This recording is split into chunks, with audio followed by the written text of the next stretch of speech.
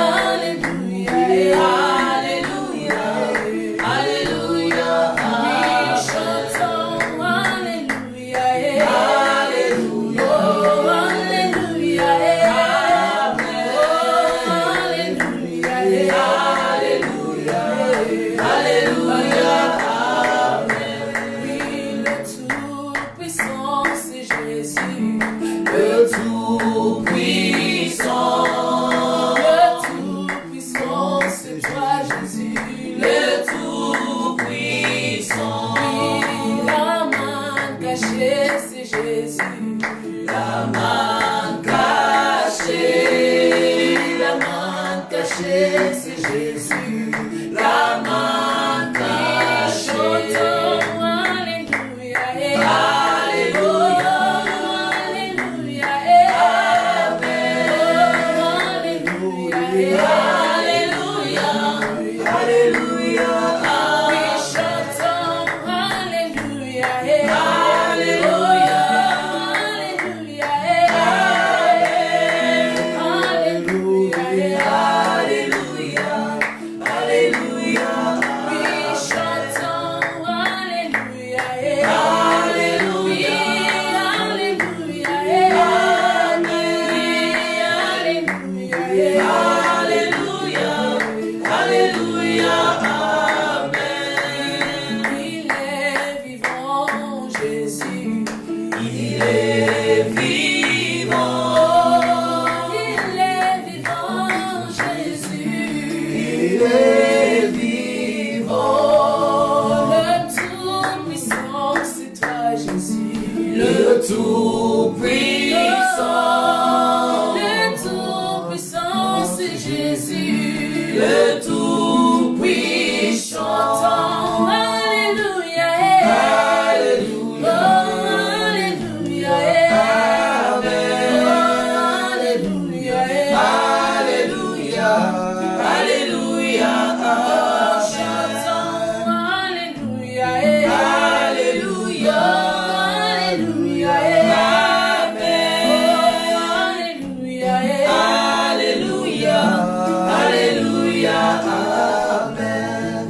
C'est Jésus, c'est Jésus, c'est Jésus, c'est Jésus, c'est Jésus, c'est Jésus, le roi de rois. C'est Jésus, c'est Jésus, c'est Jésus, c'est Jésus, c'est Jésus, c'est Jésus, le roi des rois. C'est Jésus, c'est Jésus, c'est Jésus, c'est Jésus, c'est Jésus, c'est Jésus, le roi de rois. Oui, c'est Jésus, c'est Jésus, c'est Jésus, c'est Jésus, c'est Jésus, c'est Jésus, le roi. Chantons Alléluia, Alléluia, Alléluia, Amen. Alléluia, Alléluia, Alléluia. Chantons Alléluia, Alléluia, Alléluia, Amen. Alléluia, Alléluia, Alléluia. Oui, chantons Alléluia, Alléluia, Alléluia, Amen. Alléluia, Alléluia, Alléluia, Amen. Alléluia, Alléluia, Alléluia, Amen. Alléluia, Alléluia, Alléluia, oui, chantons Alléluia, Alléluia, Alléluia, Amen. Alléluia, Alléluia, Amen. Oh, c'est Jésus, c'est Jésus, c'est Jésus. Nous te donnons la gloire qui t'est due. C'est Jésus, Nous t'élevons, c'est Seigneur, Jésus. nous te bénissons. C'est Sacrément à la Jésus, croix le pour nous, roi Seigneur. des rois. Nous te C'est bénissons, toi qui es Dieu. Jésus, Nous te bénissons, Jésus, c'est nous te bénissons. Jésus. Nous t'adorons, Seigneur, nous t'adorons, Seigneur Dieu de gloire. C'est Jésus. Nous te bénissons, C'est Seigneur Dieu Jésus, d'amour, de bonté. le roi. Nous élevons nos voix, nous adorons le Dieu qui est mort à la croix pour nous.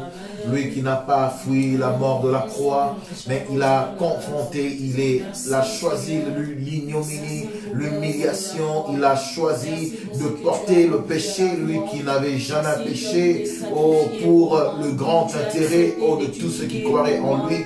Nous te bénissons, Jésus, nous t'adorons, ô Dieu de gloire, toi qui es né, Seigneur, tu es venu dans ce monde pour nous sauver, tu es mort à notre place, ô Dieu, tu as été enseveli et tu es ressuscité le 3e jour. Nous bénissons le nom de Jésus, nous bénissons, ô éternel Dieu de gloire, nous bénissons l'éternel Dieu tout-puissant, nous te bénissons, toi le Dieu de notre délivrance, nous te bénissons, toi qui n'as point changé, nous te bénissons, toi le Dieu d'amour, nous te bénissons, toi le Saint des Saints, toi le Saint d'Israël, ensemble avec les rachetés, nous disons gloire à toi Seigneur, nous disons béni sois-tu Seigneur, nous disons toi le roi de rois, nous te disons toi le même hier, aujourd'hui, éternellement, nous t'adorons, nous t'élevons, nous te bénissons, nous célébrons le nom de Jésus, nous célébrons le nom du roi de rois, celui qui a vaincu la mort, celui qui nous a donné la délivrance par la mort à la croix. La mort n'a pas pu te retenir. Oui, la mort n'a pas pu te retenir. Oui, car la mort n'a pas pu te retenir. Oui, car la mort n'a pas pu te retenir. Oh oui, mon âme, bénis le Seigneur. Et mon esprit magnifie son nom.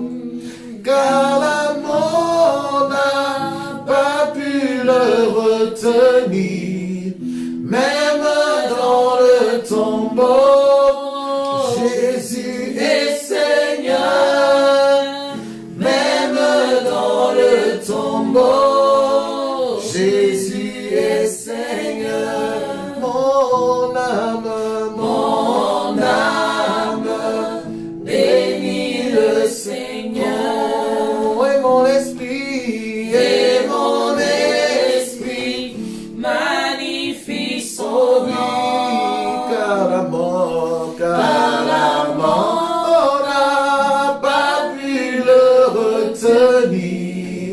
Même dans le tombeau, Jésus est Seigneur. Même dans le tombeau, Jésus est Seigneur. Oh oui, même dans le confinement. Même dans le confinement, Jésus est Seigneur. Oh oui, même dans le confinement, Jésus est Seigneur, même dans la maladie. Même dans la maladie, Jésus est Seigneur. Même dans la maladie, Jésus est Seigneur. Oui. Nous élevons le nom de Jésus. Nous bénissons le nom de celui qui est mort à la croix pour nous, de celui qui nous a donné la vie, de celui qui vit éternellement, parce que nous reconnaissons que le tombeau est vide. Il a fait son entrée dans ce monde, il a accepté la mort à la croix, il s'est incarné, il a accepté la mort à la croix, lui qui était saint, lui qui n'avait aucunement péché, mais il a porté notre péché, il est mort, il est ressuscité le 3e jour, parce que la mort ne pouvait pas le retenir. Et le tombeau est vide. C'est pour cela que nous bénissons ce grand Dieu. Alléluia. Que l'Éternel vous bénisse. Une fois encore, nous venons dans vos maisons pour célébrer l'Éternel avec vous. Donc, n'hésitez pas pendant que nous nous apprêtons à vraiment nous asseoir sur la table du Seigneur pour manger ce que le Seigneur a prévu pour nous. N'hésitez pas d'inviter autant de personnes que vous pouvez et vous serez grandement bénis. N'hésitez pas d'inviter vos amis qui sont à la maison. N'hésitez pas de partager sans modération. Et nous allons commencer la parole sous peu. Alors, avant de commencer la parole, nos pensées vont aux familles éprouvées. Nos pensées vont aux frères et sœurs qui ont perdu les membres des familles, qui ont perdu des êtres chers, où que vous vous trouvez, en Afrique, en Europe, en Asie, en Amérique, au Canada, nous voulons vraiment vous faire savoir que nous sommes de tout cœur avec vous, que le Saint-Esprit puisse vous apporter consolation dans ces temps difficiles. Et pour vous, peut-être qui avez perdu confiance, qui n'avez plus foi, ou qui êtes découragés d'une manière ou d'une autre, nous prions vraiment que le Saint-Esprit puisse vous encourager encore une fois de plus. Toutes nos pensées vraiment aux familles endeuillées, au cœur attristé d'une manière ou d'une autre, que l'Éternel puisse vous bénir, que l'Éternel puisse vous encourager. Et notre prière est que nous puissions vous compter parmi les survivants après cette période de pandémie, après cette période d'épreuve, de tentation, de difficulté, de confinement. Nous prions et nous croyons fermement que vous serez comptés parmi les survivants du coronavirus, parce que l'Éternel, il est fidèle, il a la capacité de vous donner la vie, il a la capacité de vous préserver. Merci vous qui partagez avec vos amis, merci vous qui invitez vos amis, que Dieu vous bénisse, que Dieu vous bénisse abondamment, que Dieu vous bénisse abondamment. Je vois beaucoup de gens qui partagent, que Dieu vous bénisse abondamment. Pour ceux qui n'arrêtent pas d'inviter les gens à la maison pour vraiment suivre ce culte en direct avec nous, je suis convaincu qu'une personne sera réellement bénie, une personne sera réellement reconfortée, une personne sera réellement regaillardie après ce message. Nous célébrons Christ, notre Pâques. C'est lui qui est mort et ressuscité. L'apôtre Paul nous dit: je vous ai enseigné avant tout, comme je l'avais reçu, que Christ est mort pour nos péchés selon les Écritures, qu'il a été enseveli, qu'il est ressuscité le troisième jour selon les Écritures. Christ est ressuscité. J'aimerais qu'une personne puisse juste se joindre à nous et croire que Christ est ressuscité, qu'il est assis à la droite du Père, où il a un ministère d'intercession, où il joue le rôle d'avocat en notre faveur. Quelle que soit la condamnation par laquelle tu passes, les moments difficiles, les difficultés, j'aimerais juste que tu puisses être convaincu que le Seigneur t'aime, qu'il est assis sur son trône et qu'il reçoit tes prières. Qu'une personne soit encouragée par ces paroles. Alors, comme vous le savez, aujourd'hui c'est dimanche de Pâques. Nous ne voulons pas que ce dimanche de Pâques puisse être juste un jour férié dans votre calendrier ou un jour de fête à l'église, mais nous voulons que vraiment que ça puisse être un dimanche où nous allons tirer les leçons de la parole de Dieu, où nous allons tirer au maximum ce que est la Pâque pour nous. Pourquoi l'importance de la Pâque? Pourquoi célébrer Pâques? Pourquoi commémorer la mort, la résurrection de notre Seigneur Jésus-Christ? C'est ça que nous allons voir dans les Écritures. Que Dieu vous bénisse. Merci de continuer de suivre avec nous et merci toujours de continuer de partager. Donc, notre prédication va évidemment se baser dans Exode le chapitre 12 qui sera notre verset de base pour notre édification de ce dimanche. Nous sommes dans Exode le chapitre 12. Exode le chapitre 12 où nous allons parler de Christ, notre Pâque. Nous allons voir les caractéristiques de la Pâque et nous allons voir aussi qu'est-ce que Dieu nous apprend au travers de la Pâque. Seigneur, sois avec nous pendant ce temps d'édification. Donne-nous la connaissance, donne-nous la sagesse, donne-nous l'intelligence pour parler de ta part, ô Dieu de gloire, comme, ô Dieu, une plume entre les mains d'un habile écrivain. Seigneur, utilise ma bouche pour parler à ton peuple, utilise ma bouche pour enseigner à ton peuple, que les paroles qui vont sortir de ma bouche puissent apporter édification, consolation, réconfort pour la gloire de ton nom. Telle est ma prière. Donc, encore une fois de plus, nous vous saluons dans le nom précieux et glorieux de notre Shiloh, Éternel Dieu des armées, Yahushua Hamashiach. Nous vous saluons au nom de Jésus. Une fois de plus, nous venons dans vos maisons pour partager ce temps d'édification. La parole de Dieu nous dit dans Exode, le chapitre 12, comme vous le savez, Dieu a appelé son serviteur Abraham, déjà dans Genèse 12 de Abraham, il a appelé le père de la foi parce que Abraham a cru en Dieu. En dépit des circonstances qui étaient autour de lui, Dieu l'a appelé à quitter sa nation, sa patrie, son peuple. Il a été obéissant à la parole de Dieu. Il a quitté. De là, il est allé exactement là où le Seigneur l'a conduit à aller, ne sachant pas où aller, mais il a accepté, il a obéi à l'appel de Dieu par la foi. Et par la foi, il est allé s'établir là où Dieu voulait qu'il puisse s'établir.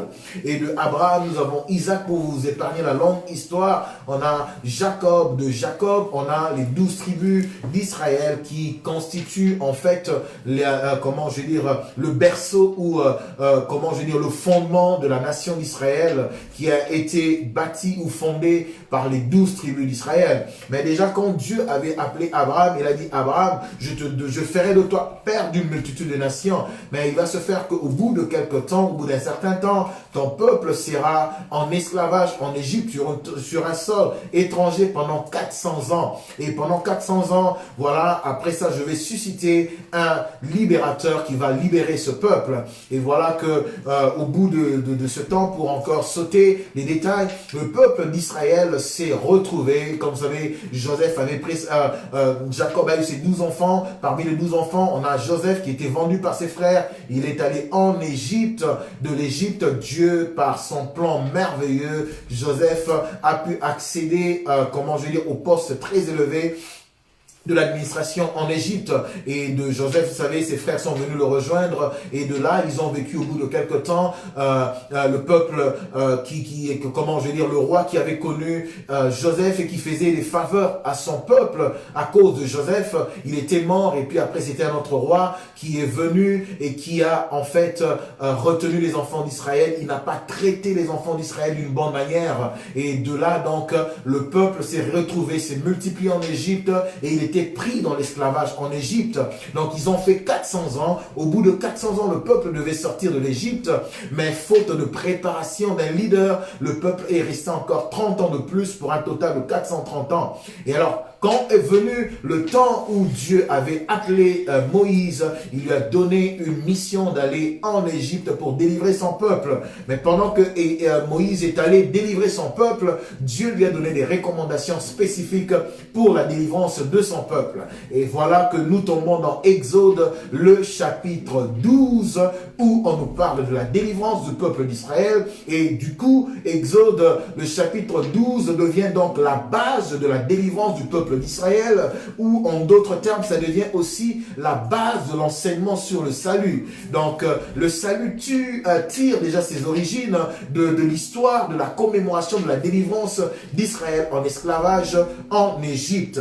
Donc, dans Exode, le chapitre 12, lisons la parole de Dieu pendant que vous suivez avec moi. Tâchez juste d'avoir votre Bible à côté. Comme ça, vous allez pouvoir suivre le message avec nous. Donc, nous venons dans votre maison, mais nous prions le Seigneur que Dieu puisse vous faire grâce, que vous puissiez créer un environnement de gloire dans votre maison pour que vous puissiez passer ce moment de célébration comme nous le passons ici dans un environnement de gloire.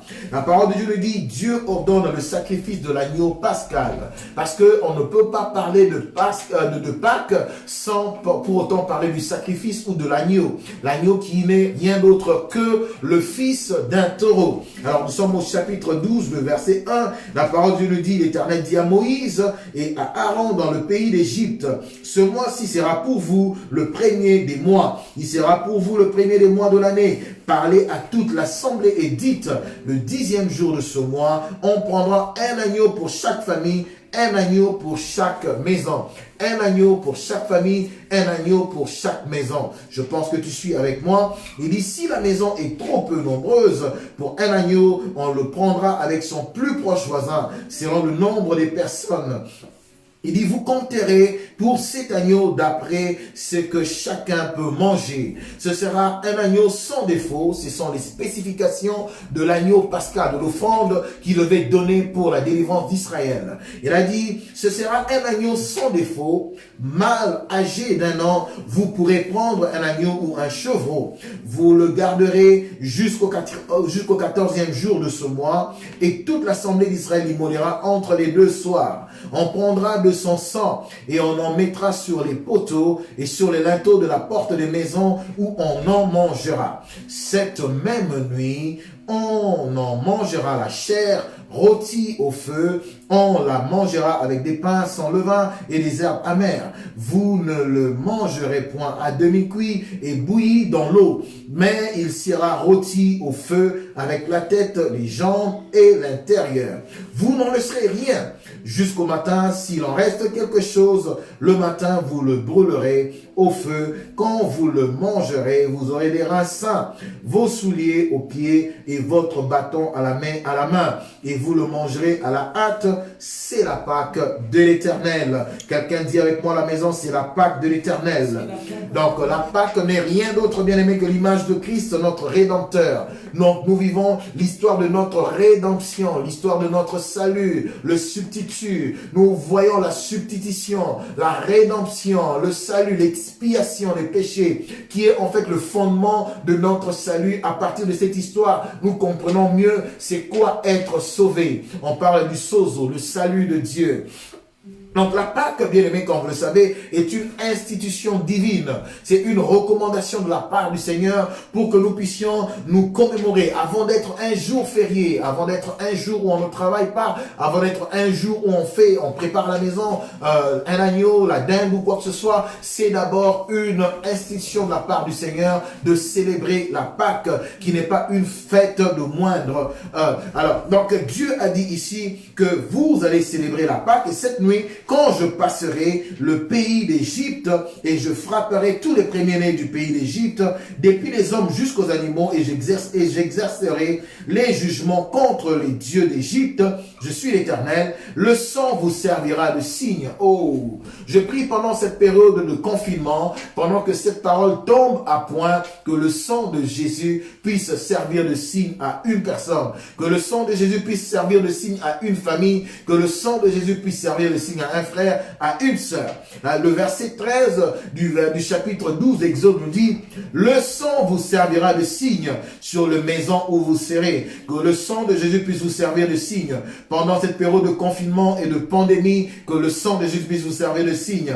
Il a dit: je verrai le sang et je passerai par-dessus vous, et il n'y aura point de plaie qui vous détruise quand je frapperai le pays. Qu'est-ce qu'est la Pâque? Comme j'ai dit, à l'image de Christ, notre Rédempteur. C'est comme en anglais, on le dit bien, le Passover, passing over. Donc, quand Dieu voit quelque chose, il passe outre.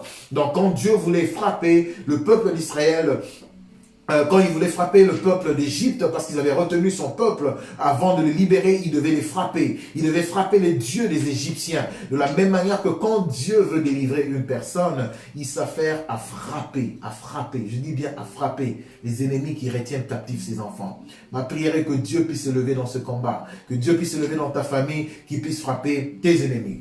Alors, il a dit que la Pâque, bien aimé, comme on a encore dit, que c'est le salut ou la délivrance du peuple de Dieu de l'esclavage en Égypte.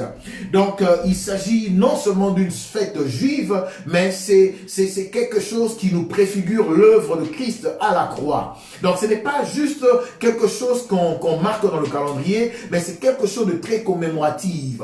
Alors, quand on en saisit le sens, évidemment, on peut bien bénéficier des avantages de la Pâque.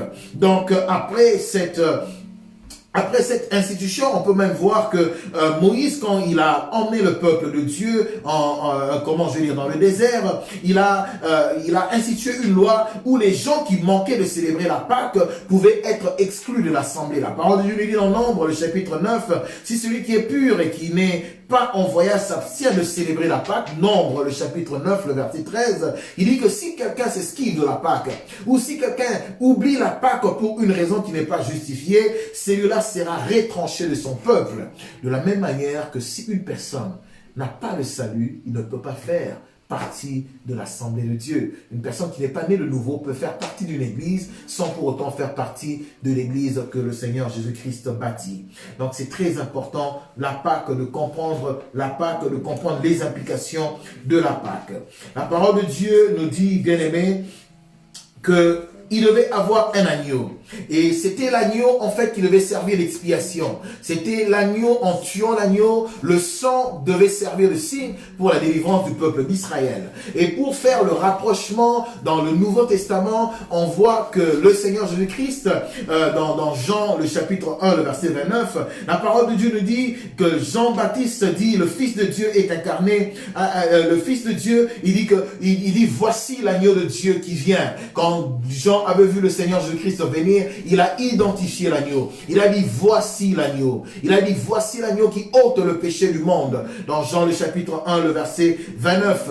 Donc, Dieu a revêtu la chair. Il a quitté le ciel. Il a revêtu la chair. Il s'est incarné dans la personne du Seigneur Jésus-Christ. Il a marché parmi nous. La parole de Dieu nous dit que la parole s'est faite chair. Elle est venue parmi nous. Elle est venue auprès des siens. Mais les siens ne l'ont pas reçue. Mais ceux qui l'ont reçue, ils ont la vie éternelle. Alors, Jean a pu identifier l'agneau, et en ayant identifié l'agneau bien-aimé, ça a ouvert la porte à beaucoup de choses. Je prie qu'une personne puisse être en mesure d'identifier l'agneau. Je prie qu'une famille puisse être en mesure d'identifier l'agneau. Je prie qu'un peuple puisse être en mesure d'identifier l'agneau. La parole de Dieu nous dit, bien-aimé, que cet animal avait des caractéristiques, parce que ça ne pouvait pas être n'importe quel animal. Ça devait être un animal qui devait être sans tache. Ça devait être un animal qui était pur, parce que déjà dans le 12e chapitre, Dieu parle clairement à Moïse en disant, l'Éternel dit à Moïse dans le pays de Égypte. L'Éternel dit clairement, il a donné clairement une loi dans le pays d'Égypte. Il a donné une loi claire. Il a parlé de l'agneau pascal qui devait être célébré pour la délivrance. Sans la célébration, sans les spécifications de l'agneau, sans qu'on ait les spécifications de comment tuer l'agneau, comment répandre le sang, comment faire ceci, bien-aimé, le peuple ne pouvait pas être délivré. C'est ce qu'on parle du sang qui était aspergé dans les linteaux, mais avant de parler du sang, on voit l'obéissance que le peuple avait d'obéir à la voix de celui que Dieu avait placé devant eux. Je prie qu'une personne puisse avoir l'obéissance à la parole de Dieu. Je prie que Dieu puisse mettre sur ton chemin une personne qui va entendre la voix de Dieu et te dire en temps et lieu qu'est-ce que Dieu demande pour ta vie, pour ta délivrance.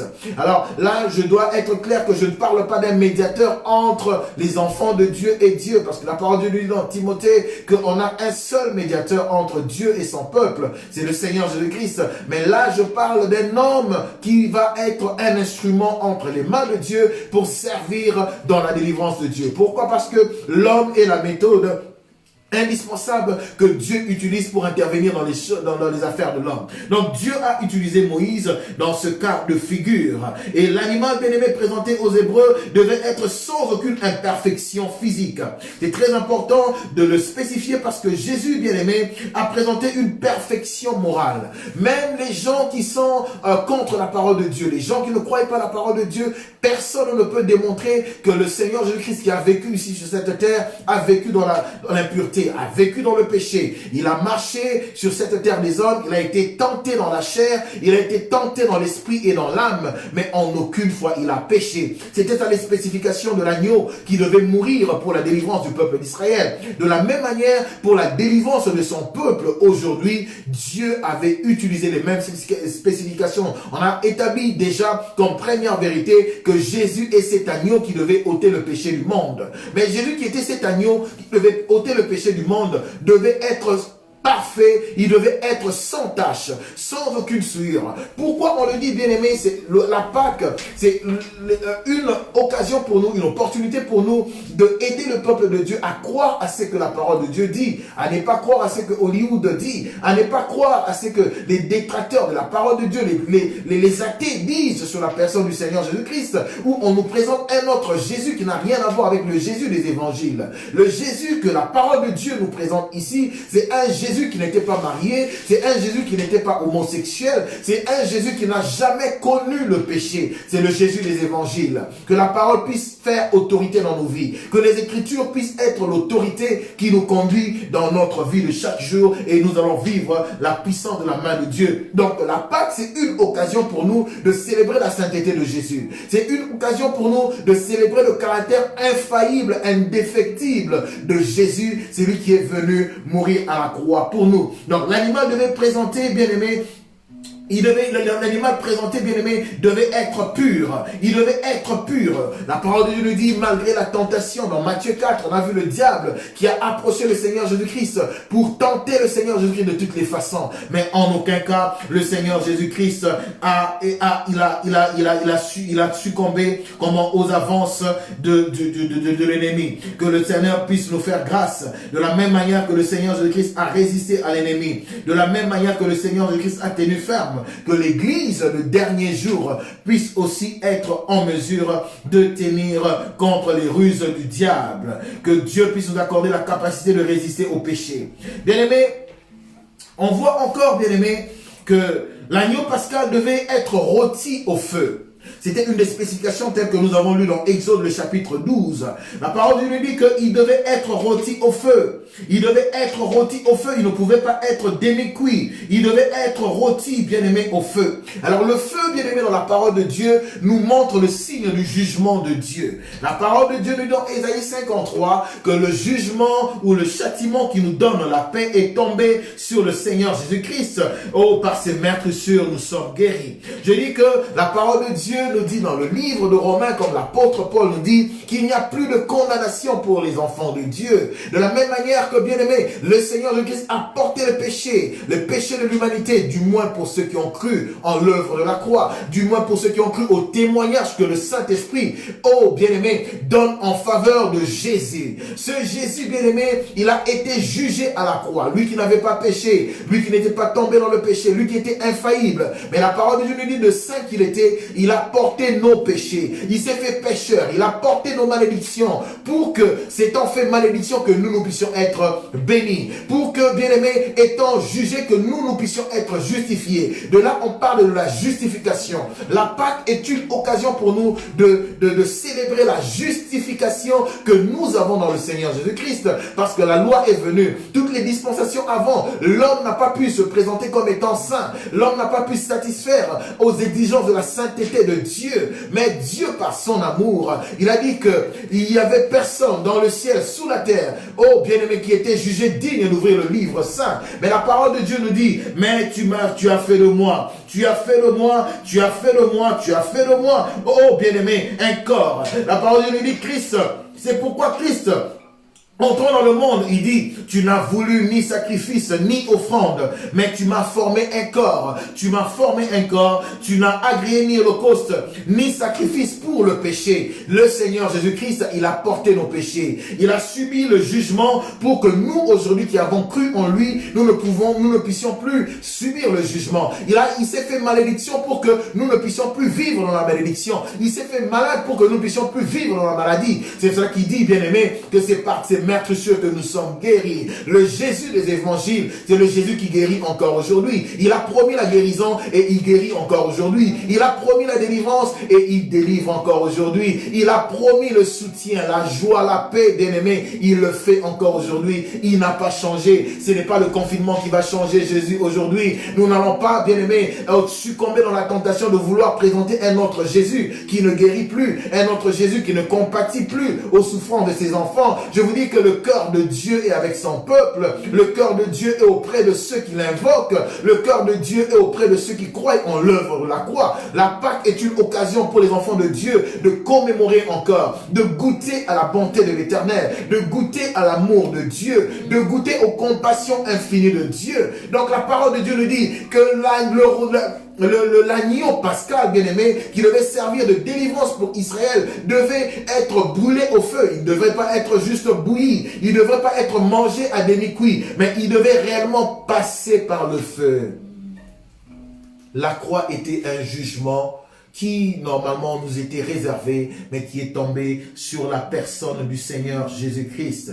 Bien-aimé, refuse de vivre encore dans la condamnation des hommes.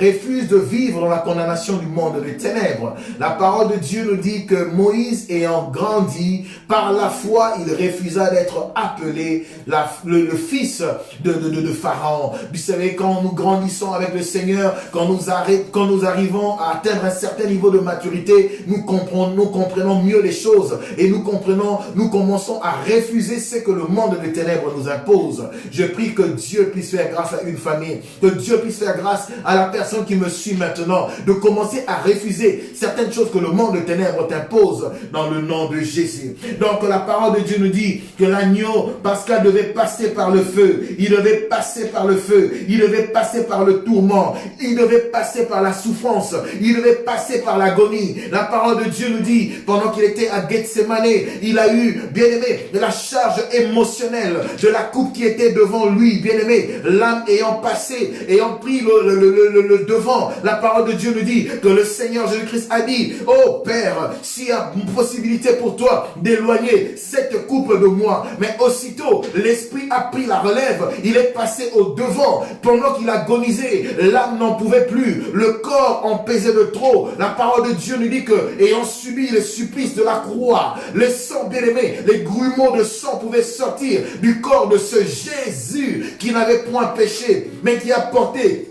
l'humanité, le péché de l'humanité, qui a porté la malédiction de l'humanité, qui a porté la maladie de l'humanité. Il est passé par le supplice de la croix. Bien aimé, la parole de Dieu nous dit qu'à Gethsemane, à 7 endroits différents, le sang de Jésus a coulé pour notre délivrance. Le sang de Jésus a coulé pour la délivrance d'une femme. Le sang de Jésus a coulé, bien aimé, pour nous racheter. Parce que la parole de Dieu nous dit que Christ s'est donné en rançon pour nous. Christ s'est donné en rançon pour nous. Il est le bon berger qui se donne en rançon pour racheter ses brebis. Quel est ce Jésus qui, au lieu d'être berger, aujourd'hui va se mettre à commencer à réclamer le sang de ses brebis? Ce n'est pas le Jésus que nous prêchons. Le Jésus que nous prêchons, c'est le Jésus des évangiles, le Jésus de la parole, que nous prêchons l'autorité des Écritures, que nous puissions revenir aux Écritures pour mieux présenter ce Jésus. Le Jésus que nous présentons, bien aimé, c'est Jésus qui pleure quand ses enfants pleurent. C'est Jésus qui pleure quand ses enfants sont dans la souffrance. Quand ses enfants sont dans la souffrance, dans le confinement, quand ses enfants sont dans la crainte, il n'est pas content. Il est auprès d'eux comme un bon berger. Il dit que je suis mort à la croix pour vous. Je suis l'agneau de Dieu pascal. J'ai versé le sang. J'ai porté l'ignominie, humilié de toutes sortes. J'ai pris le vinaigre. J'ai avalé l'urine. J'ai porté une couronne d'épines pour que mon peuple puisse être délivré. C'est le Jésus de l'évangile. C'est ça que Paul pouvait dire. Si ce Jésus qui est venu dans la chair et qui est mort selon les Écritures, enseveli et ressuscité selon les Écritures, si Jésus n'est pas ressuscité, notre foi est vaine.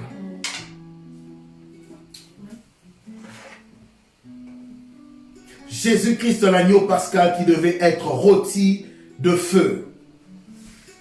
Il a été fait péché pour nous selon Ésaïe 53.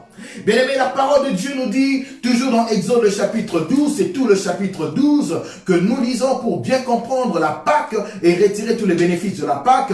Le verset 46, encore en parlant des spécifications de cet agneau, je suis en train de parler des spécifications de l'agneau de Exode 12 et de l'agneau qui a été présenté dans Jean le chapitre 1. Quand Jean-Baptiste a dit, voici l'agneau. Laisse-moi présenter à une femme qui me suit aujourd'hui l'agneau de Dieu qui est le Seigneur Jésus-Christ, qui est mort pour tes péchés. Laisse-moi présenter à un homme l'agneau de Dieu qui est mort pour le péché. Le problème, ce n'est pas d'être pécheur, mais le problème, c'est d'ignorer l'agneau de Dieu qui a porté le péché pour nous. Dieu, car Dieu a tant aimé le monde qu'il a donné son Fils unique, afin que quiconque croit en lui ne périsse point. La parole de Dieu dit dans Ézéchiel que Dieu ne souhaite pas la mort d'un pécheur, mais Dieu souhaite plutôt la conversion des pécheurs. Bien-aimés, pendant ce temps, prenons l'occasion en tant qu'Église de présenter un Jésus qui pleure, qui est mort à la croix pour les pécheurs. Prenons le temps de présenter un Jésus tel que les évangiles présentent Jésus. Un Dieu qui pleure quand ses enfants sont en train de mourir. Un Dieu qui pleure quand ses enfants sont en train de frémir dans la maladie. Prenons le temps de penser, de présenter un Jésus compatissant, un Jésus aimant, un Jésus qui dit que je ne souhaite pas la mort du pécheur, je souhaite la conversion du pécheur. Il veut que les pécheurs puissent venir en lui. Il aime les pécheurs, mais il n'aime pas le péché en eux. Que Dieu soit glorifié. Il a porté le péché, bien-aimé. Il a porté le péché chez nous. Il a porté le péché sur lui. La parole de Dieu nous dit, aucun os, bien-aimé, ne devait être brisé. Aucun os ne devait être brisé dans les caractéristiques de cet agneau. La parole de Dieu nous dit dans Jean 19, verset 36, que aucun os de Jésus était blessé. Il a eu, bien aimé, les clous qui étaient percés ici, dans ses mains, ses pieds, mais aucun de ses os n'a été brisé. Nous sommes dans Jean, le chapitre 19, le verset 36. À cause du temps, on ne pourra pas lire. Cet agneau de Exode n'était rien d'autre que la préfiguration du Seigneur Jésus-Christ, qui est l'agneau de Dieu immolé. Il ne pouvait pas avoir les os brisés. On trouve aussi, bien aimé, comment je vais dire, le sang, bien aimé, le sang de l'animal sacrifié qui devait être répandu sur les linteaux. La parole de Dieu nous dit que Dieu a dit dans le verset 23 à Moïse, à son serviteur, il a dit que quand l'Éternel passera pour frapper l'Égypte, il verra le sang sur les linteaux et sur les poteaux. Comme je le dis toujours, bien aimé, quand l'ange de la mort devait passer sur l'Égypte pour frapper, quand il devait frapper, il devait passer pour frapper, ce n'était pas pour frapper les enfants de Dieu. Bien-aimé, Dieu, bien-aimé, il corrige ses enfants. Dieu peut faire passer ses enfants par des épreuves. Dieu peut faire passer ses enfants par des tests.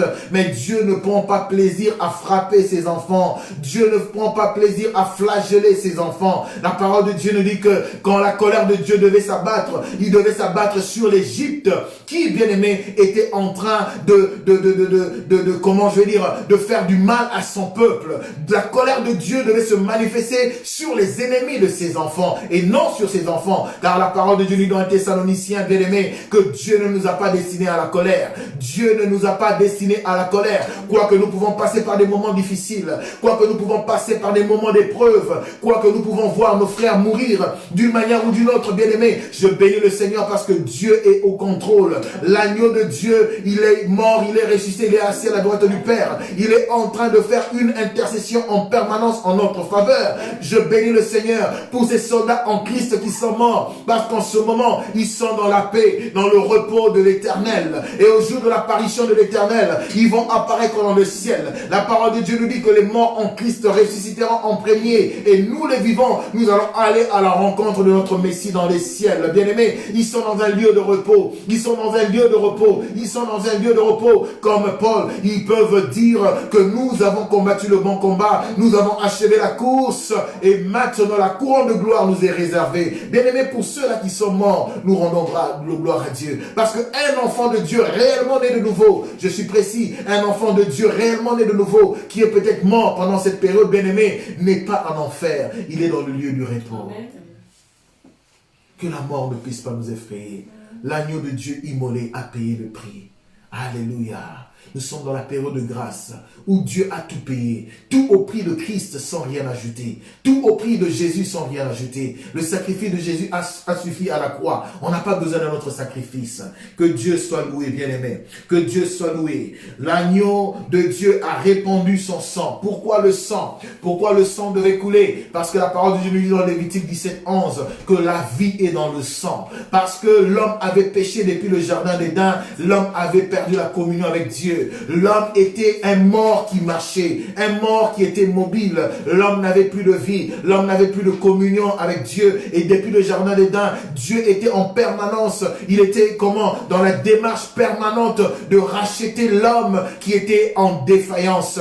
Et pour cela, bien-aimé, il avait institué les sacrifices d'animaux dans la parole de Dieu qui ne préfigurait rien d'autre que le sacrifice suprême de Jésus. Mais le sacrifice des animaux, bien-aimés, n'ôtait pas le péché. Les sacrifices, le sang des animaux, bien-aimés, servait à couvrir le péché momentanément. Donc, c'est-à-dire que les gens qui étaient victimes, ils devaient présenter le sang des bêtes parce que Dieu devait voir le sang pour que Dieu ne puisse pas enlever la vie. Donc, c'est-à-dire qu'il y avait substitution de la vie des animaux pour que l'homme ne puisse pas mourir. Mais cela, bien-aimés, Notez pas le péché ou l'iniquité de l'homme, mais ça ne préfigurait que l'œuvre suprême de Christ. Quand le Seigneur Jésus-Christ est venu, il a aussi donné le sang. C'est pour cela que, bien aimé, Dieu étant satisfait par le sang de Jésus, le sacrifice de Jésus a ôté, non seulement pour ôter l'iniquité, mais aussi pour briser toute malédiction qui s'ensuit. C'est pour cela que le sang de Jésus, la parole de Dieu dit, le sang de Jésus crie mieux que le sang d'Abel et le sang des animaux. Il y a la puissance dans le sang de de Jésus. Oh, à l'occasion de cette Pâque, nous voulons saluer, nous commémorons, bien-aimés, du sang de Jésus, qui est aussi signe de la nouvelle alliance. Le sang de Jésus a suffi pour racheter l'homme et le remettre à sa position initiale, la position de gloire. Donc le sang, bien-aimé, devait être apposé sur le linteau. Le Seigneur Jésus-Christ est mort, bien-aimé, mais il est plus que temps pour nous, ce temps de confinement, d'examiner nos vies, de voir comment nous vivons avec le Seigneur Jésus-Christ, bien-aimé. Le sang était une responsabilité des gens qui vivaient à l'intérieur des maisons. Donc, à l'intérieur des maisons, les gens devaient se rassurer qu'ils avaient un agneau, qu'ils avaient égorgé, que le sang avait coulé et qu'ils avaient mis le sang sur les linteaux. Pourquoi? Parce que c'était de la responsabilité des gens de s'assurer de faire le nécessaire pour que l'intérieur puisse être sécurisé. Pourquoi? Parce que l'extérieur, c'était, bien-aimé, la partie que Dieu devait protéger. Mais dans la partie que Dieu devait protéger, il devait voir le sang. Bien-aimé, il y a la puissance dans le sang de Jésus. Pendant ce temps de maladie, de pandémie, invoque la puissance du sang de Jésus. Applique le sang de Jésus dans ta maison. Bien-aimé, invoque la puissance de Jésus. Couvre-toi par le sang de Jésus. Couvre ta maison. Couvre tout ce que tu fais, tout ce que tu touches par le sang de Jésus. C'est ta responsabilité d'implorer le sang de Jésus. C'est la responsabilité de Dieu de te garder, de te protéger. Mais c'est ta responsabilité, bien-aimé, d'implorer le sang de Jésus. À l'intérieur, bien-aimé, ils ont appliqué le sang. Et de l'extérieur, quand l'ange de la mort venait, il passait outre. Passait outre, pass over. C'est ça qu'on appelle la Pâque. Passer outre. Dans ce temps de difficulté, dans ce temps, bien-aimé, de difficulté, de crainte, où le niveau de foi de beaucoup de gens a baissé, la Pâque est une occasion pour nous de nous rappeler du sang de Jésus qui a coulé à la croix, le sang qui crie mieux que le sang d'Abel. Quand on te réclame le sang dans ta famille, quand les occultistes te réclament le sang, laisse que tu puisses présenter le sang de Jésus qui a suffi pour te délivrer, qui a suffi pour t'ôter de la malédiction. Le sang de Jésus. La parole de Dieu nous dit qu'il n'y a pas de rémission de péché sans effusion de sang. Il n'y a pas de rémission de péché sans effusion de sang. Le rachat de nos fautes, bien-aimés, la rédemption a été accomplie par le sang de Jésus. Nous sommes sauvés par la grâce au moyen de la foi. La foi au sang qui a coulé à la croix. Un sang qui est pas comme tous les autres sangs. Un sang qui est de loin supérieur, incomparable au sang des sacrifices des animaux. Que Dieu puisse être glorifié au travers de ce moment de commémoration de la Pâque. La parole de Dieu nous dit, bien-aimé, il est impossible, bien-aimé, que Jésus puisse, sans le sang, ni t'était le sang, bien-aimé, on n'a pas de preuves palpables et concrètes, où on n'a pas, we don't have legal ground, pour réclamer la délivrance ou le salut. Donc le sang nous donne le pouvoir, ou le sang nous met dans la position légale de nous présenter devant le tribunal de Dieu et dire que nous nous présentons en vertu du sang de l'agneau. Il y a la puissance dans le sang de Jésus. Le sang de Jésus peut te préserver de la pandémie. Le sang de Jésus peut purifier ton sang de toute maladie congénitale. Le sang de Jésus te guérit. Il y a la puissance dans le sang de Jésus. Aucun démon ne peut résister à la puissance du sang de Jésus. Je parle à ce démon qui menace ta vie. Je présente le sang de Jésus. Je brandis le sang de Jésus face à cette malédiction familiale. Je brandis le sang de Jésus face à cette malédiction de génération en génération. Je brandis le sang de Jésus contre ce péché qui te garde encore captif en Égypte. La Pâque est une occasion pour nous de célébrer la puissance du sang de Jésus qui nous accorde la délivrance sur le péché, qui nous accorde la délivrance sur l'ivrognerie. La Pâque est une raison pour nous de dire qu'on n'a plus de raison de demeurer dans l'esclavage. On est longtemps resté en Égypte, on est longtemps resté dans la malédiction, on est longtemps resté dans l'empoisonnement, on est longtemps resté dans les liens de famille, on est longtemps resté dans le péché sexuel, on est longtemps resté dans la masturbation, dans l'alcoolisme, on est longtemps resté dans le mensonge. Mais quand le sang de Jésus vient, le sang de Jésus nous fait sortir de l'Égypte, le sang de Jésus nous fait sortir des prisons sataniques, le sang de Jésus nous fait sortir, bien-aimés, de la fosse de la mort. Il y a la puissance dans le sang de Jésus. La Pâque, bien-aimés, est une occasion pour nous de célébrer la puissance que nous avons dans le nom de Jésus. Merci encore d'inviter les gens bien-aimés. Merci de partager en masse Merci de partager en masse. Donc, on nous parle des linteaux et des portes, bien-aimés, qui étaient en bois. La Bible, bien-aimé, nous parle, bien-aimé, de la croix, la puissance de la croix, la puissance de la croix. Tout le monde, bien-aimé, comment je vais dire, qui devait subir un jugement, devait passer par la croix. Donc, ça venait, en fait, d'une culture phénicienne, si je ne m'abuse pas. Donc, où le malfaiteur, le pécheur, bien-aimé, les gens qui étaient condamnés devaient être pendus au bois. Mais pendus au bois. Bien-aimé, la Bible est la seule histoire qui nous présente un héros qui est mort en faveur, bien-aimé, des gens qui lui font du mal. Quand nous suivons Hollywood, nous présente toujours des héros, bien-aimés, qui, à la fin du film, à la fin de leur script, ils arrivent à tuer les gens qui leur font du mal. Mais la Bible nous présente un héros qui est mort. Quoiqu'étant innocent, il est mort pour ou en faveur des méchants. Si tu es dans une mauvaise posture, tu es dans le péché, tu es dans la sorcellerie, je ne sais pas quel état d'âme tu es, je ne sais pas quel esprit tu es, je ne sais pas dans quel vice tu combats contre quel vice. J'ai une bonne nouvelle pour toi. C'est ça le message de l'évangile. Le sang de Jésus a suffi. Le sang de Jésus peut te purifier. Le sang de Jésus peut ôter la malédiction de ta vie. Le sang de Jésus peut te guérir de cette maladie congénitale. Le sang de Jésus peut t'enlever des statistiques négatives. Le sang de Jésus te délivre, bien-aimé, de toute captivité. La Pâque est une occasion pour nous de célébrer la délivrance que nous avons dans le sang de Jésus.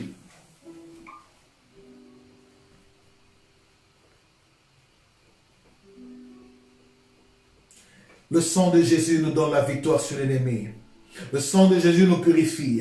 La parole de Dieu nous dit que non seulement il devait verser le sang, mais vous serez d'accord avec moi qu'on ne peut pas verser le sang sans avoir égorgé l'agneau. C'est cela que l'agneau de Dieu, le Seigneur Jésus-Christ, devait mourir à la croix. Et en mourant à la croix, il devait donner son corps en sacrifice.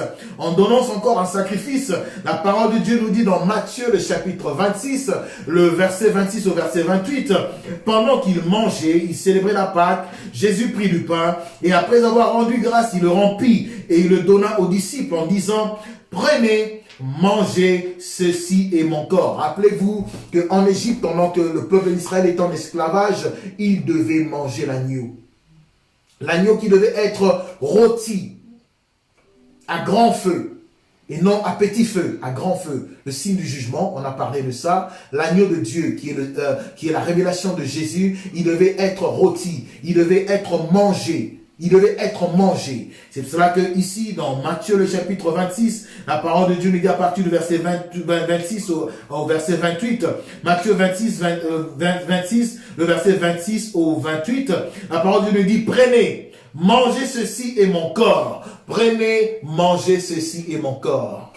L'agneau que le peuple d'Israël a mangé pendant l'esclavage en Égypte est le corps de Jésus que l'Église, que les gens qui font partie de l'église de Jésus mangent. Les gens qui font partie de l'église de Jésus mangent la chair de Jésus. Les gens qui font partie de l'église de Jésus boivent le sang de Jésus pour leur délivrance.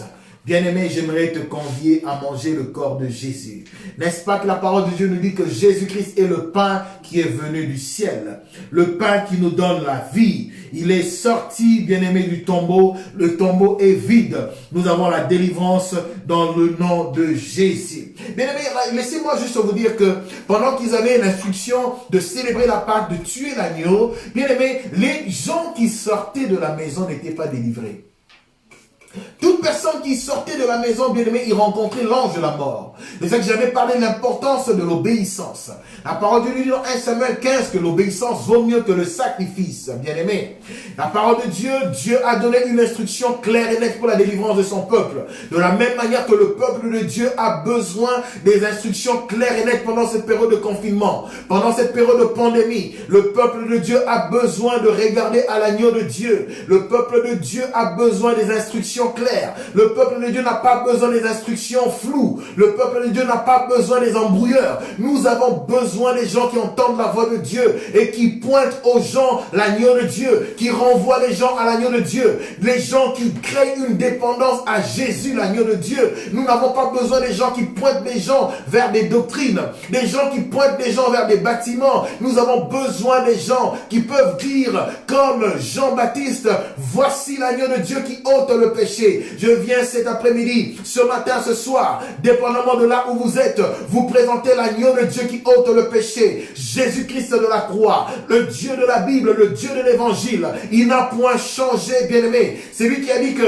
je serai avec vous tous les jours, jusqu'à la fin des jours. Il n'a pas changé. Quand il le disait, quand il donnait ses promesses, il savait que la pandémie allait venir. Il savait que les maladies allaient venir. Il savait que les catastrophes allaient venir. Mais la parole, les évangiles nous disent qu'en lui, il n'y a ni changement, ni ombre de variation. Il est le même, hier, aujourd'hui, éternellement. Quand il donnait ses paroles, quand il donnait ses promesses, c'est parce qu'il savait que les jours comme ceux-ci allaient arriver. Que ces jours comme ceux-ci allaient arriver. Il a dit, croyez en moi. Croyez en l'autorité des Écritures. Croyez en ce Dieu qui ne change pas. Le Dieu qui délivre encore aujourd'hui. Que ce Dieu puisse épargner. Que ce Dieu puisse te préserver de la pandémie actuelle. Que ce Dieu puisse être avec toi dans le confinement. Très important, comme j'ai dit, les personnes qui sortaient des maisons étaient passibles de la mort parce qu'ils allaient rencontrer l'ange de la mort. L'instruction était qu'ils puissent rester dans la maison. Ici, il y a une révélation dans la maison. La maison, bien aimée, c'est la bergerie de Dieu. La maison, c'est faire partie du troupeau de Dieu. Le troupeau que Dieu garde. Le troupeau que Dieu préserve. Le troupeau pour qui Dieu pourvoit de la nourriture. Ne sors pas en dehors du périmètre de protection de Dieu. Rassure-toi d'être réellement né de nouveau. Bien aimé, aller à l'église ne suffit pas. Connaître un homme de Dieu ne suffit pas. Naître d'une famille chrétienne ne suffit pas, bien aimé. Beaucoup de gens vont dans l'église, ils confessent, ils proclament des choses, mais en réalité on se rend compte que c'est des confessions par emprunt. C'est des confessions par emprunt. Ils empruntent les confessions des gens qui sont réellement nés de nouveau. Ils empruntent les confessions des gens qui ont pu identifier l'agneau. Eux-mêmes, ils n'ont jamais su identifier l'agneau. Ils ont encore le voile. Ils ont encore les yeux voilés. Ils prient Dieu au travers des gens. Ils confessent ce que d'autres personnes confessent. Ils répètent ce que d'autres personnes répètent. Mais ma prière est qu'après ce message, à l'occasion de la Pâque, que tu puisses prier Dieu, que tu puisses dire, Dieu, révèle-toi en moi. Toi, l'agneau de Dieu immolé. Et quand il se révèle à toi, bien-aimé, tu vas faire partie de l'église que Dieu bâtit. Parce que pour faire partie de l'église que Dieu bâtit, tu as besoin de la révélation de Dieu. Nous sommes dans Matthieu 16. Bien-aimé, l'église est bâtie sur base de la révélation. Quand tu n'as pas la révélation de Dieu, bien-aimé, tu peux faire partie des doctrines, tu peux connaître des doctrines, tu peux avoir des diplômes, tu peux connaître des pasteurs, mais tu ne feras pas partie de l'église que Jésus-Christ va venir prendre. Je te convie à te repentir, je te convie à t'identifier à l'agneau de Dieu, à croire en la puissance du sang de l'agneau, que tu puisses être à la maison de Dieu, comme le peuple d'Israël qui était délivré, qui était sauvé. Ils s'étaient restés à la maison de Dieu, ils ont suivi les recommandations de Dieu au travers de son serviteur. Ma prière est que, bien-aimé, que tu puisses rester dans le troupeau, que tu puisses faire partie du troupeau de Dieu, car il est le bon berger. Quand tu fais partie du troupeau de Dieu, tu peux réciter le psaume 23. Dis que l'Éternel est mon berger, je ne manquerai de rien. Quand je passerai dans la vallée de l'ombre de la mort, sa houlette et son bâton me rassurent. Oh, il dresse devant moi une table en face de mes ennemis. Laisse-moi dire à une personne, quoique nous passons par la vallée de l'ombre de la mort, mais laissez-moi vous dire que l'Éternel a dressé une table devant nous en face de nos ennemis. Nous ne combattons pas pour la victoire, mais nous combattons dans la victoire, parce que le sang a déjà coulé. Le sang crie mieux que le sang d'Abel. Le sang nous précède, le sang nous couvre. Que le sang puisse couvrir ta maison au moment où je parle, que le sang puisse couvrir tes affaires, que le sang puisse couvrir ton âme, ton esprit, ton corps, que le sang puisse couvrir tes enfants, que le sang puisse couvrir ton mari, que le sang puisse te désinfecter, tes organes, ton sang, ta vie tout entière. Il y a la puissance dans le sang de l'agneau, il y a la puissance dans le sang de l'agneau. Dieu a dit à Moïse que le peuple puisse rester dans la maison, tel que nous sommes en confinement, bien aimé. Tu es en confinement, mais peut-être c'est un temps que Dieu t'appelle à te réconcilier avec lui. Un temps où tu dois te séparer du péché. Un temps où Dieu veut te sortir des prisons sataniques et démoniaques. Un temps où Dieu veut te sortir des vices de la chair, des faiblesses de la chair, bien-aimé. Dieu a dit rester dans la maison, appliquer le sang de l'agneau. Quand l'ange venait frapper en Israël, il ne savait pas si la maison était des Hébreux, la maison était des Égyptiens. La seule différence qu'il pouvait faire, c'est une maison qui avait le sang ou une maison qui n'avait pas le sang. Je prie que ta maison puisse être couverte de sang. Je prie que ta maison puisse être couverte de sang. Que ta maison puisse être couverte de sang. Quand l'ange de la mort viendra, il va passer outre. C'est ça la Pâque. Le mystère de la Pâque, bien-aimé, c'est le mystère de la préservation, le mystère de la délivrance, le mystère, oh bien-aimé, de la préservation. Que ce Dieu que je prêche puisse te préserver. Que le Dieu de la Bible, Jésus-Christ, l'agneau pascal qui est mort à la croix, puisse te préserver dans le nom de Jésus. je te convie encore une fois de plus à faire partie du troupeau qui est protégé par Dieu. Le bon berger, le berger des bergers. Il n'y a pas meilleur berger que lui. Mais pour cela, tu dois te mettre à la place d'une brebis. Tu dois identifier le berger des bergers, qui est le Seigneur Jésus-Christ, qui n'est rien d'autre que l'agneau de Dieu, l'agneau que Dieu avait choisi pour que nous puissions célébrer la Pâque. Que Dieu puisse nous faire grâce. Que Dieu puisse nous faire grâce. J'avais quelque chose dans le verset 22. Je peux sauter le verset 22. La parole de Dieu nous dit toujours, en parlant du troupeau de Dieu, il nous parle dans Actes, le chapitre 4, le verset 12, il dit qu'il n'y a aucun autre nom par lequel vous pouvez être sauvés, si ce n'est le nom de Jésus. Il n'y a pas un autre Jésus, bien-aimé. Il n'y a que les gens qui essaient de présenter un autre Jésus. Il n'y a que les gens qui essaient de présenter un autre évangile. L'évangile que Jésus n'a pas prêché. L'évangile que les apôtres n'ont pas prêché. Bien-aimé, ce temps de confinement, ce temps de pandémie, la menace ou le combat que nous sommes en train de livrer avec le coronavirus est un appel de Dieu. Un appel solennel de Dieu pour que nous puissions retourner aux Écritures. Que nous puissions vivre la supériorité des Écritures. Où nous déclarons l'autorité des Saintes Écritures. Ce que Dieu a dit, il est fidèle à accomplir. Jusqu'aujourd'hui, il ne faillit pas. Il ne va pas se retirer de son engagement. Il est encore assis sur son trône. C'est qu'il a dit que la paix de Dieu soit avec vous. Il a dit que je suis le Dieu qui te guérit. Il a dit, invoque-moi, je te répondrai. Ce Dieu ne va pas changer à cause du coronavirus. C'est ce Jésus que nous te présentons. C'est ce Jésus que nous te présentons. Le Jésus qui veut te prendre tel que tu es pour te changer. Tel que tu es pour te changer. Pour faire de toi une meilleure femme, pour faire de toi un meilleur homme, pour faire de toi un disciple, pour faire de toi une brebis dans sa bergerie, dans son troupeau. Que Dieu puisse te faire grâce, que Jésus puisse te faire, que Dieu puisse te faire grâce.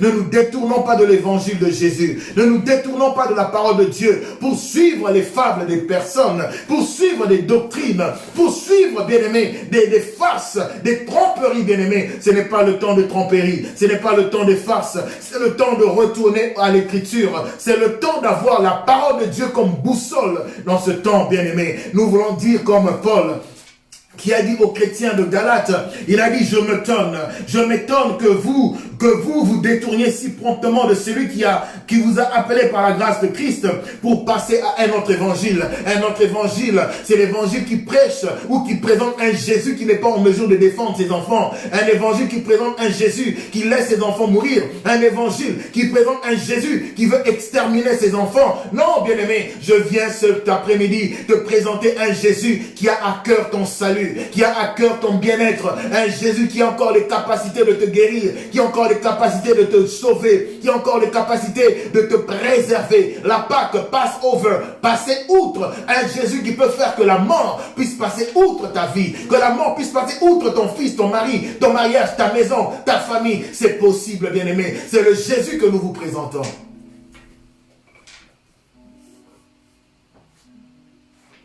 Que Dieu puisse nous faire grâce. Que Dieu puisse nous faire grâce. J'aimerais encore vous parler des autres caractéristiques ou des rapprochements de l'agneau que le peuple d'Israël a mangé en Égypte et l'agneau de Dieu immolé. L'Éternel Dieu des armées. Oh, qu'il est doux, mon Jésus. Qu'il est bon, mon Jésus. Qu'il est doux, mon Jésus. Qu'il est bon, mon Jésus. Je t'invite à croire encore aux bontés de ce Dieu. De croire encore à la fidélité de Dieu, à la miséricorde de Dieu, aux compassions infinies de Dieu, car il est bon. La parole de Dieu nous dit que cet agneau qui devait être immolé, bien-aimé, il devait être un agneau sans tache, comme le savez. C'est cela qu'ils avaient la recommandation, comme il était l'habitude de garder cet agneau pendant 14 jours pour se rassurer qu'il était sans tache avant de le tuer. La parole de Dieu nous dit de célébrer la Pâque, oh bien-aimé, avec des pains sans levain, sans péché, sans souillure, sans, oh bien-aimé, reproche en nous, sans quelque chose de ténèbres en nous. Que les ténèbres, pendant que nous célébrons la Pâque, puissent se dissiper de nos vies, que les ténèbres puissent quitter nos vies, que les ténèbres puissent faire face à la lumière, place à la lumière, que la malédiction puisse faire place à la bénédiction, que la maladie puisse faire place à la santé. C'est ça l'agneau de Dieu immolé, c'est ça l'agneau de Dieu. Le levain représente, bien aimé, le péché. Le levain représente le péché. Nous sommes dans 1 Corinthiens, le chapitre 5, bien aimé, le verset 5 à 6. 1 Corinthiens 5, le verset 5 à 7. 1 Corinthiens 5, même si je peux juste lire le verset 7, la parole de Dieu nous dit, faites disparaître, 1 Corinthiens 5, le verset 7, la parole de Dieu nous dit que faites disparaître le vieux levain, faites disparaître le vieux levain, afin que vous soyez une pâte nouvelle, puisque vous êtes sans levain, car Christ, notre Pâque, a été immolé. Christ, notre Pâque, a été immolé. Christ, notre Pâque, a été immolé. Parce qu'il a été immolé, il a vaincu, il a résolu le problème du péché.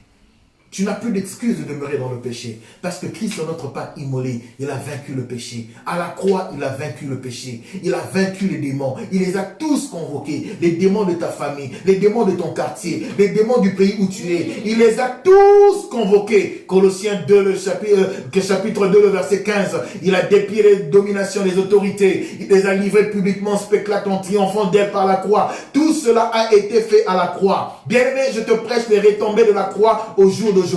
Je te prêche la puissance de la Pâque en ce moment de pandémie. Je te prêche la puissance du sang de Jésus en ce moment de coronavirus, bien-aimé. Et je déclare la victoire sur cette pandémie dans le nom de Jésus.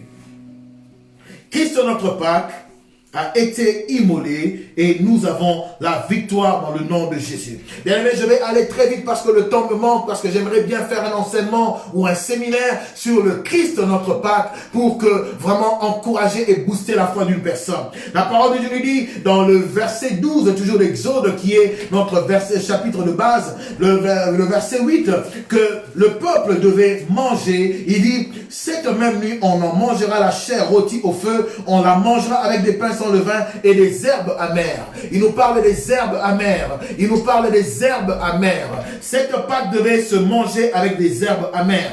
Les herbes amères, bien-aimés, nous parlent des souffrances de Christ. Les herbes amères nous parlent, bien-aimés, de notre espérance, bien-aimés, en Christ. Parce qu'en tant que chrétiens, bien-aimés, nous devons apprendre que nous devons aussi porter notre croix.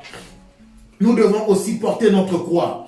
La parole de Dieu nous dit dans 2 Corinthiens, le chapitre 1, le verset 7, 2 Corinthiens 1, 7, la parole de Dieu nous dit, et notre espérance à votre égard est ferme. Car nous savons que si vous avez part aux souffrances de Christ, vous avez aussi part à la consolation. Si, ma sœur, tu as part aux souffrances de Christ, tu as aussi part à la consolation. Et c'est là que l'apôtre Jacques pouvait dire, quelqu'un parmi vous est dans la souffrance, qu'il puisse prier Dieu. Quelqu'un parmi vous est dans la souffrance, qu'il puisse prier Dieu. Si tu es dans la souffrance, bien-aimé, prie Dieu. 2 Corinthiens 1, 7 nous dit, et notre espérance à votre égard est ferme. Parce que nous savons que si vous avez part à la souffrance de Christ, aux souffrances de Christ, l'agneau, la Pâque, c'est aussi une occasion de dire aux enfants de Dieu que nous avons aussi en tant qu'enfants de Dieu une part de souffrance. Nous avons une part de souffrance, bien-aimés. Nous avons une part de souffrance. Nous devons porter notre croix. N'est-ce pas que le Seigneur Jésus-Christ a dit, c'est lui qui veut me suivre, qui puisse porter sa croix et qui puisse me suivre. Bien-aimé, c'est aussi possible pour un enfant de Dieu de passer par des moments de manque. L'apôtre Paul a dit, je sais vivre dans l'abondance, tout comme je sais vivre dans la disette. Bien-aimé, c'est possible pour un enfant de Dieu de tomber aussi malade. Il peut arriver qu'un enfant de Dieu aussi puisse succomber du coronavirus. Prêtez-moi le terme. Mais bien-aimé, que ce soit bien-aimé, l'apôtre Paul a dit que ce soit pour la vie ou pour la mort, que Christ soit glorifié dans mon corps. Je dis que si un enfant de Dieu succombe du coronavirus, bien-aimé, c'est pour manifester la gloire de Dieu, parce que l'Éternel va le sortir de cette épreuve. Mais s'il arrive à mourir, c'est pour aller dans le ciel. Donc nous remarquerons que au final, bien-aimé, Dieu ne perd pas. Dieu ne perd pas. Si tu fais réellement partie de la bergerie, du troupeau de Dieu, bien-aimé, tu vas aussi goûter aux souffrances de la croix. La souffrance, bien-aimé, est une réalité pour un enfant de Dieu. La souffrance travaille, oh bien-aimé, notre caractère. La souffrance travaille notre personne. La souffrance nous apprend, bien-aimé, à vivre dans l'humilité. Car la parole de Dieu nous dit que le Seigneur Jésus-Christ a appris l'obéissance par la souffrance jusqu'à accepter la mort de la croix. C'est possible de souffrir, bien-aimé. Je ne prêche pas cet évangile qui dit que les enfants de Dieu ne peuvent pas souffrir.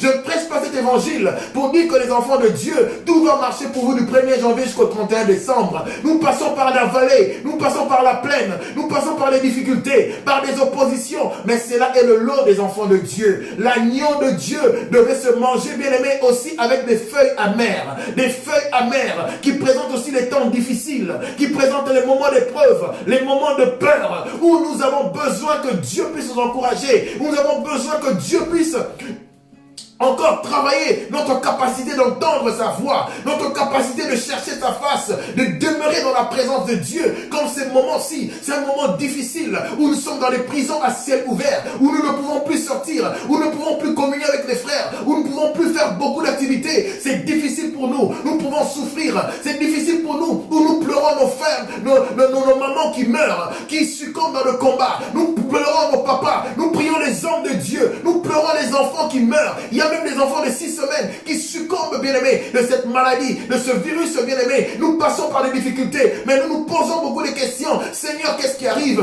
Mais laisse-moi vous dire que, bien-aimé, la souffrance, les souffrances font aussi partie du lot d'un enfant de Dieu. Nous devons souffrir aussi, nous souffrons aussi, bien-aimé, mais nous avons besoin de discernement pour chaque moment de preuve, pour chaque moment de souffrance, pour savoir si la souffrance vient de Dieu ou la souffrance nous est imposée par les diables. Quand la souffrance nous est imposée par les diables, nous nous levons dans la prière et nous nous armons des armures spirituelles pour prier Dieu qui puisse nous donner la force de renverser l'ennemi qui nous combat. Mais il y a aussi les souffrances que Dieu permet, que nous appelons les épreuves, les moments où Dieu teste notre foi, car une foi qui n'est pas éprouvée n'est pas approuvée. Dieu, pour approuver ta foi, il permet de faire les souffrances. Il veut voir comment tu vas réagir, il veut voir comment tu vas faire. Mais quand c'est Dieu qui permet, il dit qu'avec la tentation, avec l'épreuve, il va te donner la force de passer au travers. Il va te donner la force de passer au travers. Et c'est là que nous pouvons réciter Ésaïe 43. Quand tu passeras par les eaux de la mer, les eaux de la mer ne te submergeront pas. Quand tu passeras par le feu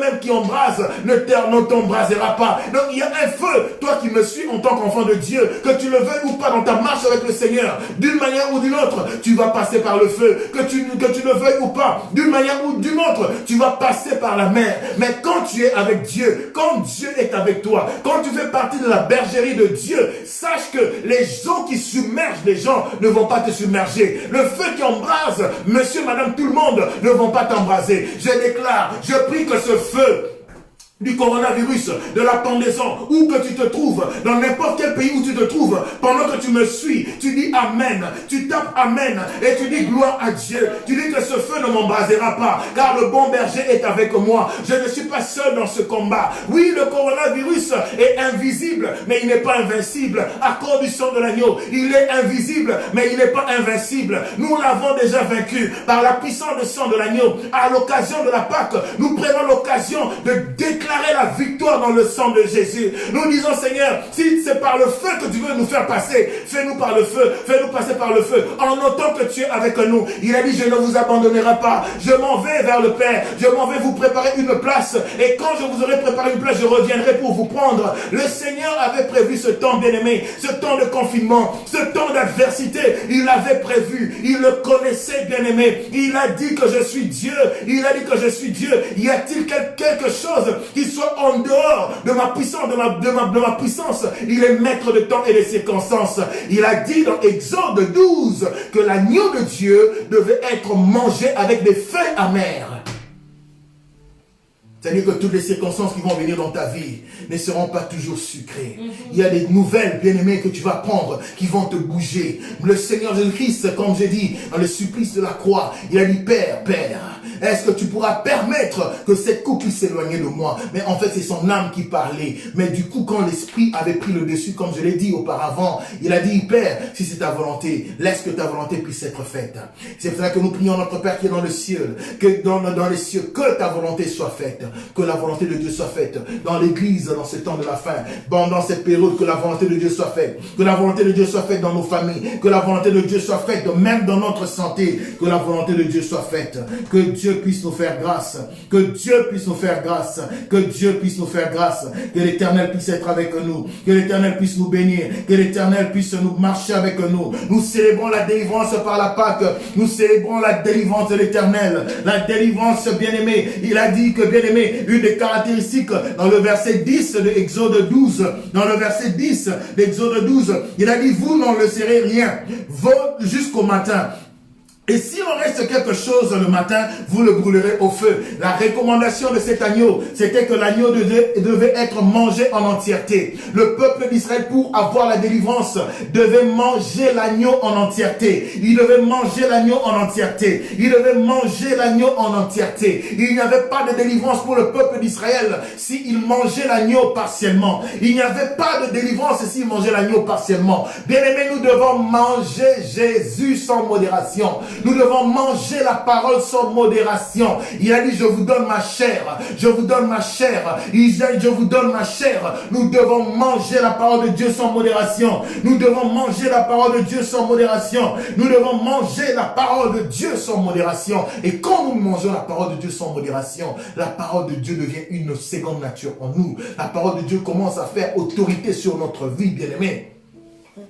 J'ai appris une chose, que quand les problèmes arrivent dans la vie des enfants de Dieu, le premier réflexe que les enfants de Dieu ont, c'est de fermer la parole de Dieu. Au lieu d'avoir le réflexe de vérifier, de sonder les choses à la lumière de la parole de Dieu, bien aimé, nous allons sur Facebook, sur WhatsApp, nous allons sur les réseaux sociaux pour voir qu'est-ce que Dieu dit de cela. Bien aimé, que la parole de Dieu puisse faire autorité dans nos vies. Il devait manger l'agneau en entièreté pour avoir une délivrance totale. Il n'y a pas une délivrance totale quand tu refuses de manger la parole de Dieu, quand tu tries les choses dans la parole de Dieu. La parole de Dieu est de Genèse à Apocalypse. Ce qu'il a dit dans Genèse 1 jusqu'à Apocalypse 22, c'est ça que nous devons savoir. Nous devons manger la parole de Dieu sans modération. Celui qui mange l'agneau de Dieu en entièreté, à lui et comment je veux dire, c'est à lui qu'il y a la promesse d'avoir une délivrance totale. Que le Seigneur puisse nous faire grâce. Que le Seigneur puisse nous faire grâce. Que le Seigneur puisse nous faire grâce. Il a tout accompli à la croix. Nous avons la victoire, le salut à la croix. Et à cause de cette victoire, nous pouvons déclarer la délivrance totale. Que l'Éternel puisse encourager une personne. Pour récapituler rapidement, on a parlé de l'agneau de Dieu qui devait être sans défaut. Et pour en être certain, il fallait que les familles puissent garder l'agneau ou le sacrifice animal pendant 14 jours dans leur maison et le présenter pour qu'il puisse être égorgé. Le sang devait couler pour que, voilà, ils puissent mettre ce sang sur les linteaux. Nous avons parlé de l'agneau de Dieu qui devait être éprouvé. Pour être égorgé, on devait voir s'il était saint, s'il était irréprochable. Notre Seigneur est irréprochable. Il est saint, il est 3 fois saint. Mais à la croix, il a porté le péché. Il a porté le péché. Il s'est fait pécher pour que nous puissions recevoir la sainteté de Dieu, pour satisfaire aux exigences de la justice de Dieu. Il a accepté de se faire malédiction pour que nous puissions être bénis. Je déclare la bénédiction dans ta maison dans le nom de Jésus. Le sang devait être appliqué, bien-aimé, sur les maisons. Si on n'applique pas le sang, il n'y a pas de délivrance pour nous, bien-aimés. Nous avons besoin, bien-aimés, de nous approprier le salut personnellement. Ici, il n'est pas question de la Pâque. C'est une occasion pour nous, pendant que je suis en train de conclure, une occasion pour nous de dire aussi aux gens que le salut est personnel. Il n'y a jamais eu de salut corporatif. Il n'y a jamais eu de salut collectif. Le salut est personnel. C'est pour cela que chacun devait dans sa famille appliquer le sang dans les linteaux de ses portes. Que Dieu puisse nous faire grâce. Le sang appliqué en 4e position est le seul sang qui constituait la protection contre l'exterminateur. On n'a pas de victoire en dehors du sang de Jésus. Et finalement, bien aimé, le repas préfigurait Christ, l'agneau qui était mangé préfigurait Christ, qui est le pain de vie, que nous mangeons dans la scène. Donc, que Dieu puisse nous faire grâce, que Dieu puisse nous faire grâce pendant que nous célébrons la Pâque, que Dieu puisse nous accorder la délivrance dans cette période de confinement, de pandémie. Bien aimé, c'est une première dans l'histoire de l'Église que le monde entier puisse être confiné pendant que nous célébrons la Pâque, mais c'est prophétique. Je pense que, bien aimé, la même chose, la même expérience que Israël a vécue en Égypte, c'est la même expérience que ceux qui espèrent en Dieu, ceux qui croient en l'œuvre de la croix, vont vivre dans ce temps de la fin. Que l'Éternel vous bénisse. Merci de nous avoir suivis. Que Dieu vous bénisse. Prenez un temps de prier avec moi. On va remercier Dieu pour le sacrifice de Jésus. Lui qui est l'agneau de Dieu immolé. Lui qui a pris notre place. Lui qui s'est substitué à notre place. Le jugement est tombé sur lui pour que nous ne puissions pas être jugés. La colère de Dieu est tombée sur lui pour que la colère de Dieu ne puisse pas tomber sur nous aujourd'hui. Refuse toute colère parce que ce n'est pas de Dieu. Refuse tout jugement parce que ce n'est pas de Dieu. Bien-aimé, le Seigneur Jésus-Christ a pris notre place. Le jugement, le châtiment qui nous donne la paix est tombé sur lui. C'est le message que j'avais pour toi cet après-midi. Célébrons Jésus. Mangeons Jésus sans modération, bien-aimé. Je vous ai parlé du temps de souffrance qui est aussi la réalité ou le lot de la réalité d'un enfant de Dieu. Là où tu es, que Dieu puisse te reconforter. Tu as perdu peut-être une amie, tu as perdu un frère, un pasteur, tu as perdu un proche. Que Dieu puisse te fortifier. Je prie que tu puisses ne pas quitter le troupeau de Dieu. Que tu ne puisses pas sortir de la maison comme le peuple d'Israël lors de la célébration de la Pâque. Ils devaient se rassurer qu'ils étaient dans le périmètre du salut de Dieu, qu'ils étaient dans la bergerie de Dieu, qu'ils étaient dans le troupeau de Dieu et que Jésus-Christ, l'agneau de Dieu immolé, était le berger qui veillait sur eux. L'Éternel est mon berger, je ne manquerai de rien. Que l'Éternel puisse te bénir, que l'Éternel puisse te bénir, que l'Éternel puisse bénir ta maison, que l'Éternel puisse environner ta maison, que l'ange de l'Éternel qui campe autour de ceux qui craignent Dieu puisse camper autour de ta maison, que le sang de Jésus puisse te servir de signe, maintenant et à jamais, non seulement pour cette période, mais que le sang de Jésus puisse te servir de signe maintenant et à jamais. Soyez bénis, persévérons dans la parole de Dieu, prions les uns pour les autres. Les temps sont mauvais, les jours sont mauvais, prions les uns pour les autres, invoquons la puissance du sang de l'agneau, invoquons la main de Dieu sur nous, la présence de Dieu dans nos maisons, loin de nous la distraction. Nous sortons des prisons démoniaques et sataniques, nous sortons, bien-aimés, nous sortons des vices, des faiblesses de la chair, de l'adultère, de la fornication, de l'impudicité, parce que Jésus-Christ, notre Pâque, a été immolé pour que nous puissions sortir des prisons sataniques, pour nous sortir de l'Égypte, pour nous sortir des ténèbres. Jésus-Christ, Christ, notre Pâque, a été immolé. Nous sortons de la malédiction, nous sortons des péchés, nous sortons de la masturbation, nous sortons de la pornographie. Toi qui m'écoutes, déclare que je sors du péché, je sors du péché, je sors de la mort, je sors de l'esclavage en Égypte, je sors de la malédiction de ma famille. Christ, notre Pâque, a été immolé. Tu sors de toute réclamation satanique, je sors de tout plan maléfique. Christ, notre Pâque, a été immolé. Il a porté le péché, il a porté nos péchés. Le jugement de Dieu est tombé sur lui. Oh, la colère de Dieu est tombée sur lui. La vie de Dieu est en nous. La vie de Dieu est en nous à cause de son sang. La vie de Dieu est en nous à cause de son sang. Oui, Seigneur. Oui, Seigneur. Oui, Seigneur. Oh oui, même le dernier. Oh oui, je sais. Je sais. Je sais.